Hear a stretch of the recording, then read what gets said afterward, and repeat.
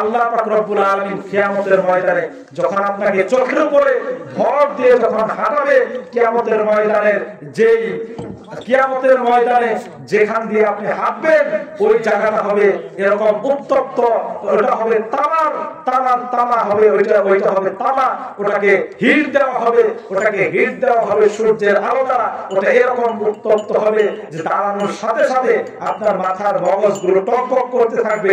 যখন আপনি চোখ দিয়ে হাঁটবেন আপনার তখন কেমন লাগবে চিন্তা করে। সমস্ত মানুষ পায়ের উপরে দাঁড়ায় থাকবে আর আপনি চোখের উপরে দাঁড়ায় থাকবেন। সমস্ত মানুষ আপনাকে দেখে বলবে যে এরা হচ্ছে দুনিয়ার ওই সমস্ত লোক যারা দুনিয়ার বুকে থেকে কোরআন শিক্ষা করে নাই, যারা দুনিয়ার বুকে থেকে নিজেদের সন্তানদেরকে কোরআন শিক্ষা দেয় নাই, যারা দুনিয়ার বুকে থেকে নিজেরা কোরআনের তেলাওয়াত করে নাই। এজন্য প্রিয় ভাইয়েরা, কোরআন শিক্ষা করা এটা যেরকম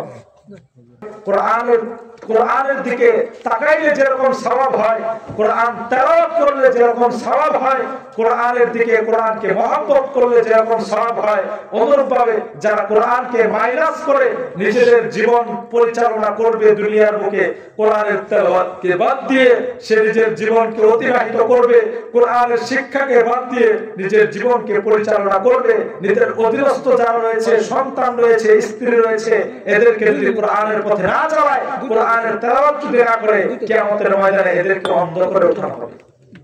সুবহানাল্লাহ, নাউযুবিল্লাহ বলে। নাউযুবিল্লাহ। এজন্য প্রিয় ভাইরা, কোরআন শিক্ষা করার দরকার আছে না? বিশেষ করে আমাদের জীবন তো শেষই, জীবন তো শেষ করে ফেলাইছি। ফজরের সময় যাবেন, সূরা মস্ক হয় শিখবে, আর নিজেদের সন্তানদেরকে কোরআন শিখান। প্রিয় ভাইরা, নিজেদের সন্তানদেরকে কোরআন শিখান। কোরআন শিখালে লাভ আপনার দুনিয়াতেও আখিরাতেও। আখিরাতে আপনি শাস্তির থেকে হেফাজতে থাকবেন। কিয়ামতের ময়দানে কিছু সন্তান যাদেরকে জাহান্নামে দেওয়া হবে, যাদের ফয়সালা জাহান্নামে হবে, তখন আল্লাহ তাআলাকে বলবে, আল্লাহ আমাদের ঠিকানা কেন জাহান্নাম? আল্লাহ তাআলার পক্ষ থেকে জবাব দেওয়া হবে, তোমরা দিনের উপর চলো নাই, কোরআন মানো নাই, কোরআনের তেলাওয়াত করো নাই, এই জন্য তোমাদেরকে জাহান্নাম দেওয়া হচ্ছে। তখন ওই সন্তানগুলো লেখে বলবে, আল্লাহ আমাদের যারা কোরআন শিক্ষা দেয় না এদের কি উপায় হবে? আমাদের পিতা মাতাদেরকে ডেকে নিয়ে আসেন। যখন ডেকে নিয়ে আসা হবে, যে সন্তানকে আপনি চিন্তা করছেন আরে সকালবেলায় বক্তব্যে যাবে, বুকের ভিতরে রেখে ঘুম পাড়াইছেন, বুকের ভিতরে রেখে দিয়েছেন, রেখে ঘুম পাড়াইছেন, সন্তান সে এত কষ্ট করে শীতের বেলায় উঠবে, কিভাবে উঠবে? এই দিক দিয়ে